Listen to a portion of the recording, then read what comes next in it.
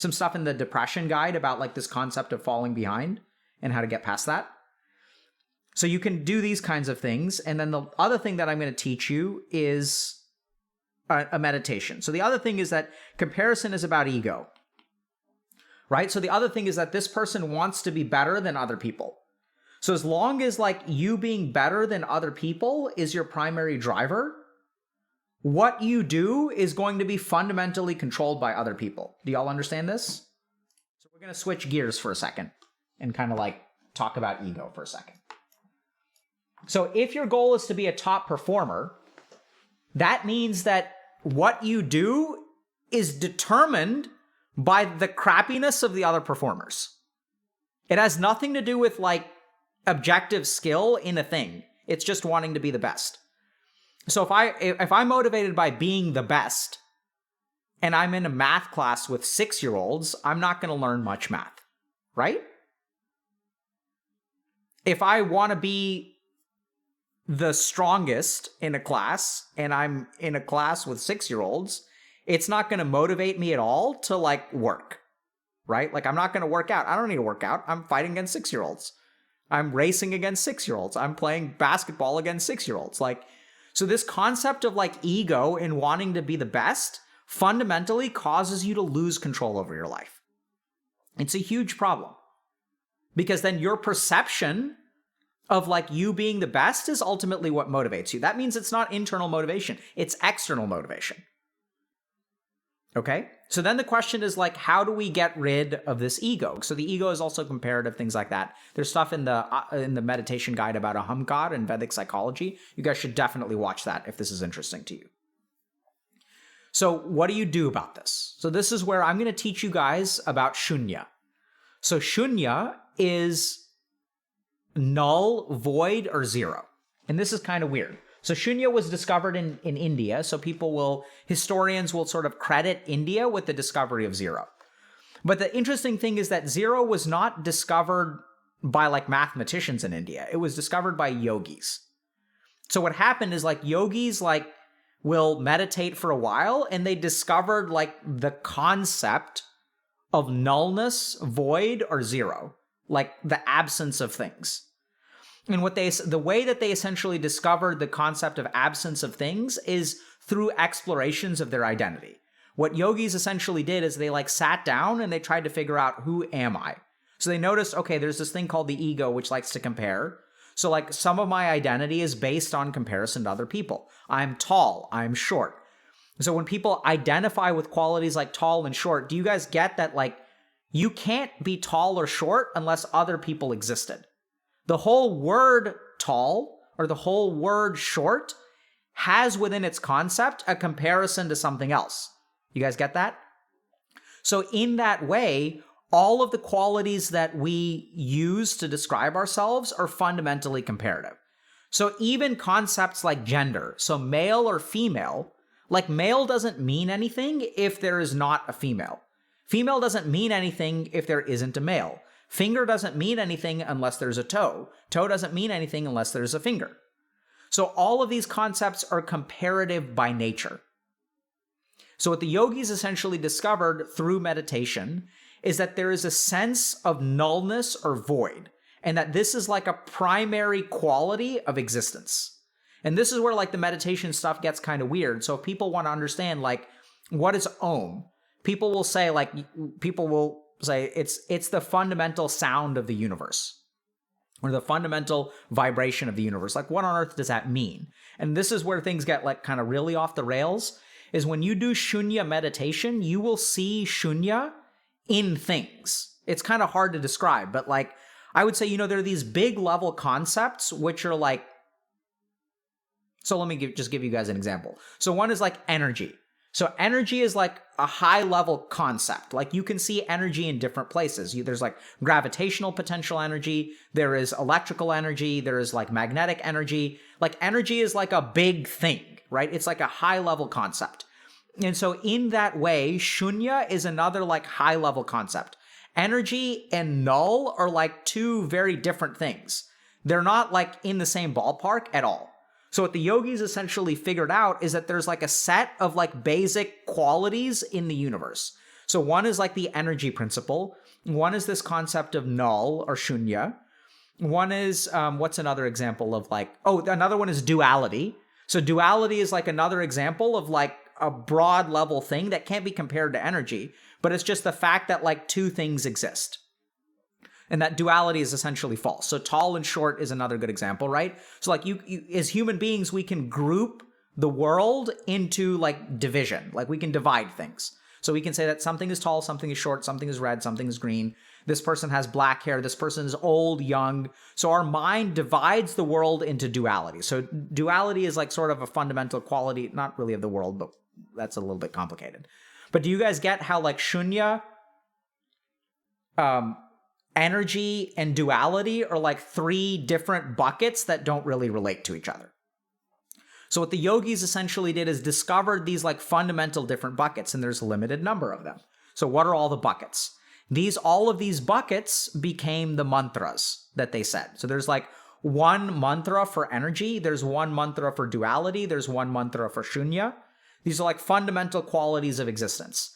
And then under the common element that binds all of these things together is Om.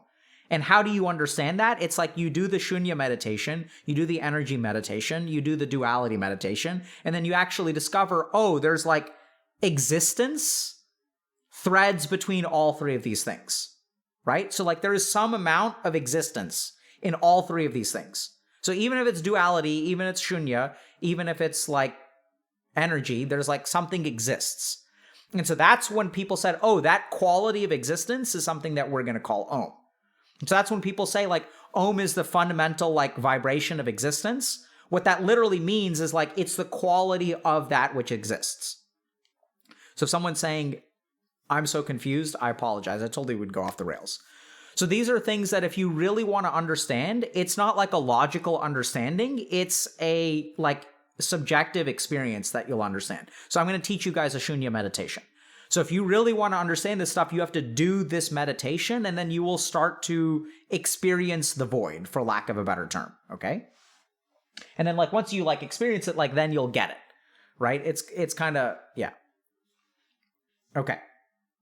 So we're going to do Shoonya meditation, all right? So I want you guys to sit up straight. This is not in the guide. So there's some stuff, but Shoonya is not in the guide. I don't think, anyway, maybe a little bit. Okay, you can take headphones off, it's fine. All right, so what I want y'all to do is sit up straight. Okay, close your eyes. And the first thing that I want you to do is just notice whatever your senses are picking up outside of you. So even if you want to, you can open your eyes briefly, but I want you to notice that, for example, you're able to hear sounds, right? So like listen to the sound of my voice, or even with your eyes closed, like reach out in front of you and like maybe touch the desk, touch something, and just notice that like this object exists outside of you, right? So just feel it and kind of notice that this thing is out here, but I am the one that is experiencing whatever the sensory input is. So I am the one who's doing the touching, and the object is the thing that gets touched. Right? I am the listener, and there are sounds outside. So there's the outside world, which is sending sensory input into you. So take a moment to touch an object around you. Listen to the sound of my voice. Maybe notice a smell. And that fundamentally there are things outside you, and your sensory organs are the entry point of things outside you to within you.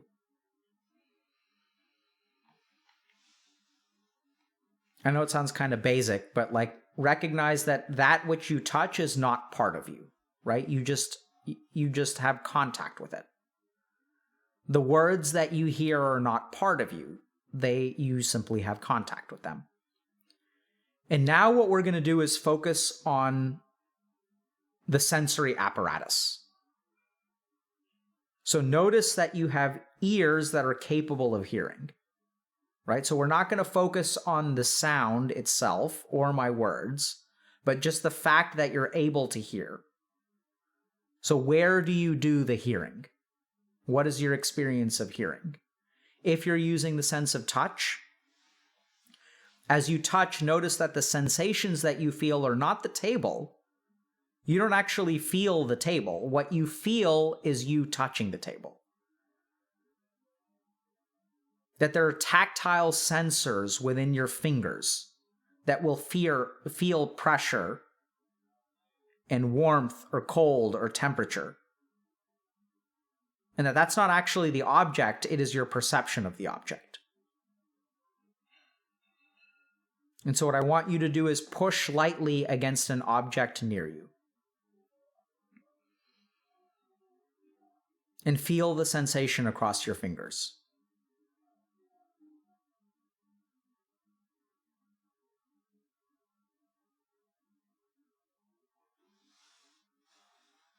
Rub an object around you, and once again feel the sensation across your fingers. And now what I want you to do is go even one layer deeper. And notice that even without touching something, so relax your hands, maybe fold them in your lap, adopt a mudra if you prefer, and notice that your fingers and hands generate signals without any external contact.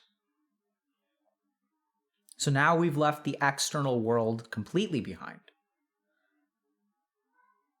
And notice that your hands have a proprioceptive sense, which means you can tell where they are in space. You can feel where your hands are. Whether they're above your head, in your lap, you know where your body is. And even without any kind of external contact, your body generates signals that tell you where you are. You can know where your hands are. You can know where your fingers are because they're sending you signals. They're letting you know, hey, I'm here. Hey, I'm here. Hey, I'm here. And now I want you to travel up your arms. So start with your hands, then focus on your forearms and notice that your forearms exist. And then move up to your elbows. And now notice all the signals that your body is sending you. And then up to your arms. And you may even feel uncomfortable, like moving. If you want to, you can go ahead and move.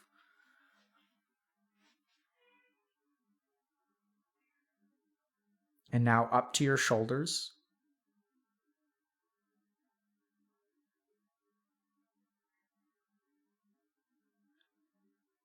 And now into the chest or upper abdomen.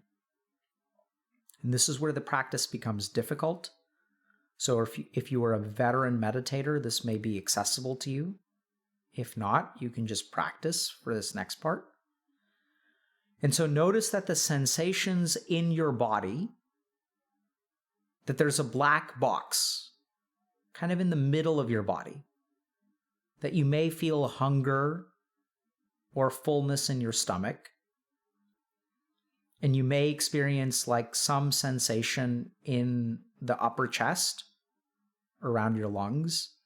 But actually in the core of your being, notice that there's like a complete absence of sensation. That there is something that sends you no signals whatsoever. It's just the only way you can notice it's there is because if you follow the sensations of the body, they stop at some point. And in the core of your being, there is a hollowness.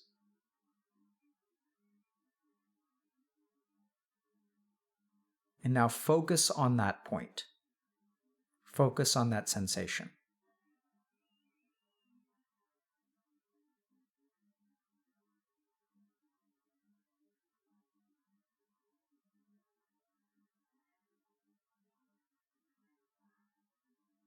And now ask yourself, what is that?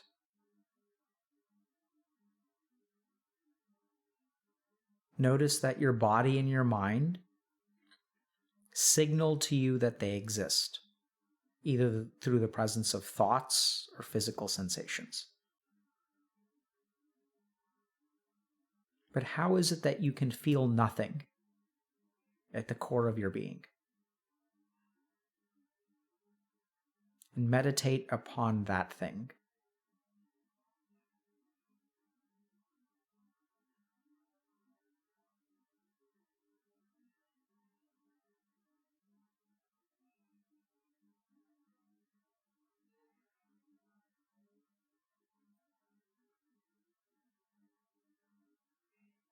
We'll practice for another minute or so.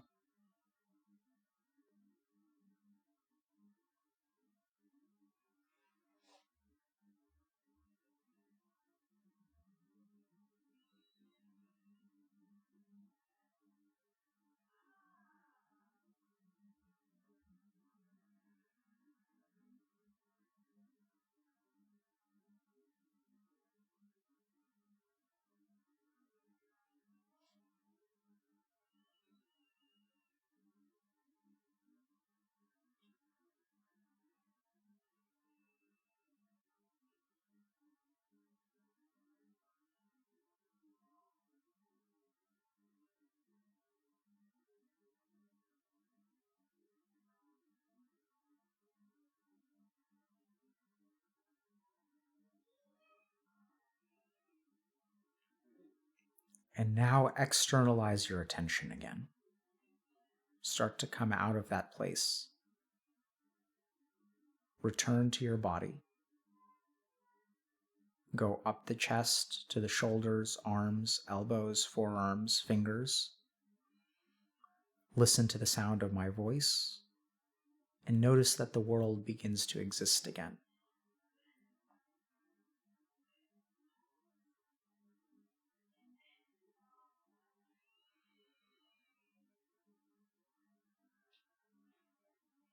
Go ahead and come on back. All right, so I'm going to ask y'all a couple of questions if you really want to understand Shoonya. So, first question is, who was able to feel Shoonya?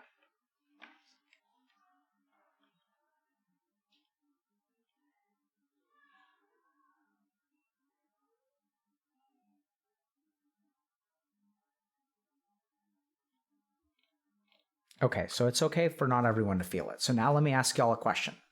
For those of you that were able to feel Shoonya, there was Shoonya within, right? So tell me, what is outside of you? Where else can Shoonya be?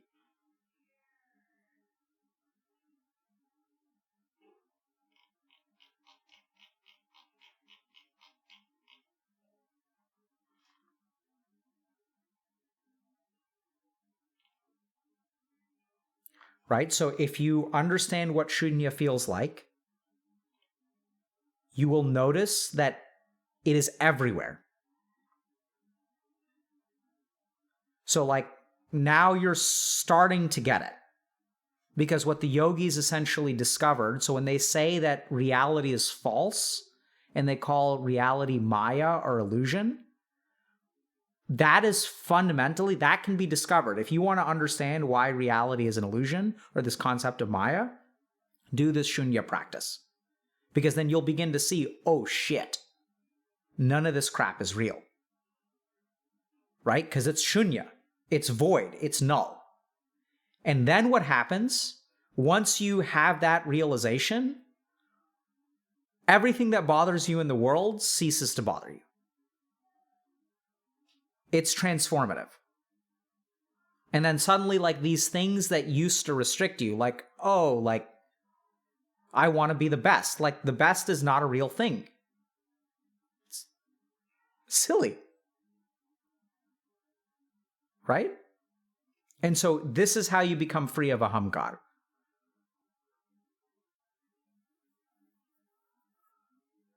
Right? It's like, it's freeing. So this is why people call samadhi or moksha freedom, enlightenment. It's understanding. And with the understanding comes the freedom and the bliss.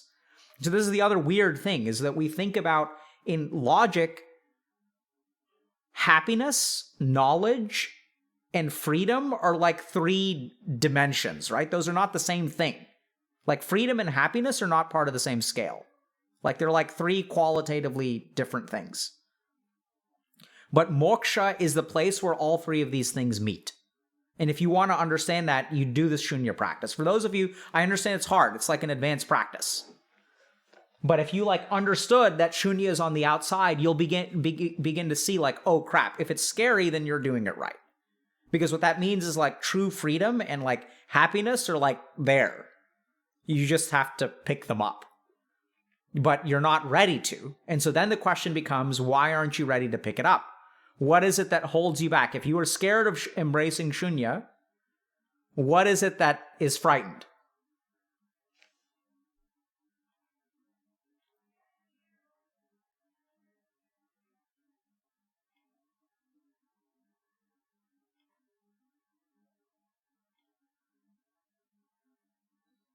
Very good, right? So some people get it. The ego. Right? So what wants to control? The ego wants to control. Shoonya doesn't need to control. The ego. So for those of you that are able to follow along, now you understand how the Shoonya practice will dissolve your ego. Because in order to embrace it, you have to let go of that which holds on. And then you get to detachment. You guys get that? Like that's like people ask, how do you detach? This is how you detach. But unless you understood the meditation, you're not going to understand. I could tell you guys time and time again, here's how you detach, here's how you detach. You won't understand it. Like you're not going to get it. For those of you that get it, now you understand what the nature of attachment is. If you want to understand what attachment is, it is that which is terrified of Shoonya. Does that make sense? No, we're going to do maybe one more question. Is it possible to be too detached? Yes and no. The only thing that is concerned about being too detached is the ego. So it's worried about being too detached, but so what? Too detached means that you're measuring it against something. Do you guys get that? Like, what does it mean to be too detached? That means that there's an appropriate level of attachment. Who determines the appropriate level of attachment? The ego does. Because it's like, I want to be this detached. You guys get that? Because here's what's happening in the ego. The ego is like, I want to be detached enough to where I can be successful in life and get the things that I want to, but I don't suffer. So there's a perfect level of detachment. That's how spiritual I want to be. I want to be spiritual so I can have all of my desires satisfied and be like materialistic. I want to use spiritual growth as a means to a materialistic end. That's what the ego does. Right? I want to meditate so I can get promoted at work. I want to meditate so I experience less anxiety. I want to meditate so that I don't have social anxiety so I can meet someone and get laid.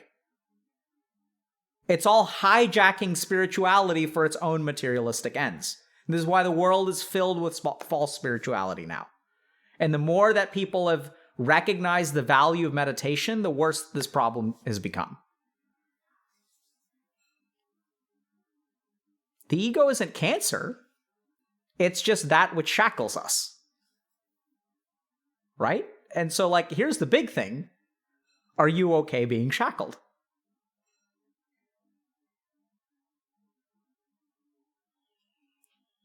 So how do we hold the Shoonya? Okay, so there's different questions here, all right? So one is like, some of these are questions from people who I think like have understood it, and some is like from people who haven't quite understood, which is okay. I'm not trying to say that one is better than the other. It just may not be the meditation technique for you, right? It's like, not everyone is a mage. It's like, here's a mage staff. And if people are into being a mage, they're like, oh, this is great. For fighters, they're like trying to melee people with their mage staff, and they're like, I don't understand this, which is totally fine. No judgment, right? So one is, how do we hold the Shoonya? That's a good question. You practice. Holding the Shoonya is absolutely the goal. So this person has understood it. But why is spiritual growth even worth it? You haven't even addressed that yet? Yeah. Worth it means what? Worth it to whom? Worth it for what end? Worth implies like worth it for what? And so the answer is spiritual growth is not worth it, because spiritual growth is not interested in the it. The whole goal of spiritual growth is to abandon the it, right? To exist without a goal. So that's like, I haven't addressed that because I can't. It's not worth it by definition. It is what spirituality is letting go of things being worth it.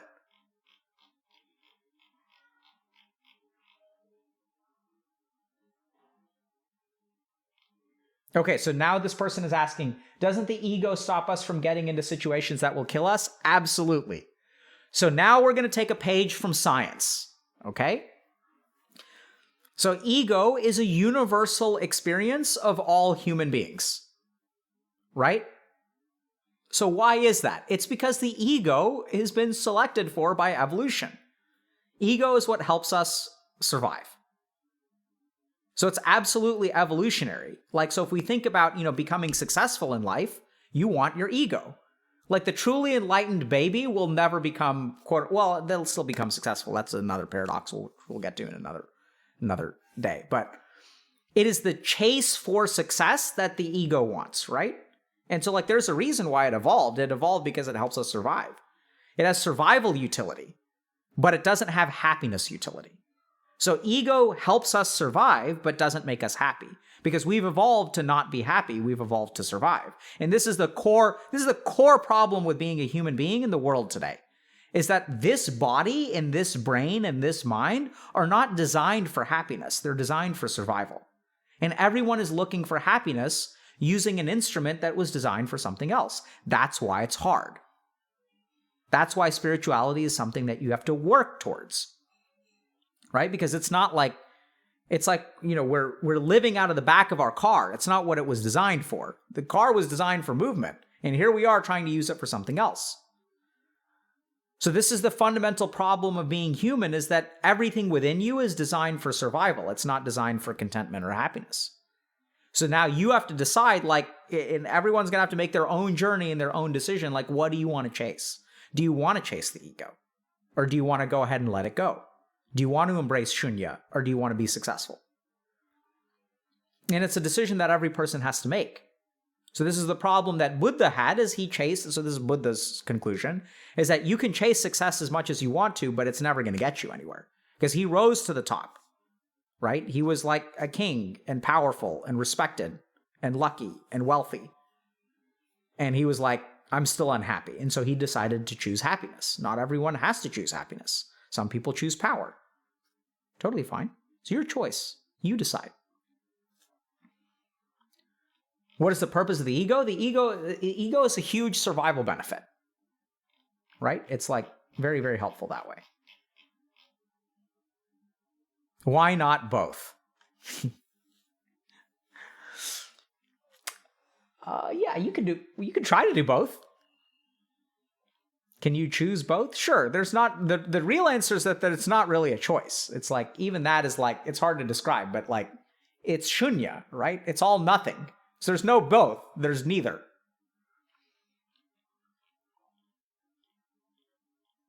Right? So these are all constructions. All of these questions are coming from the construction of an egotistical mind. Right? So like, I'm totally fine. Like, so here's the problem. We're going to get back to regular stuff. So I told y'all we're going to go off the rails today. So this is the thing. So like, this is the challenge we have at Healthy Gamer and HG, is like, do we go down this road for the people who have been here for a while, right? Or do we do the same old crap? So we got to like throw a bone to the people who have been here for a while and meditate on a regular basis and stuff like that. Even if we lose some of y'all along the way, which I apologize. Like I can't, if I'm teaching to 3,000 people, I can't have one thing that's effective for everyone.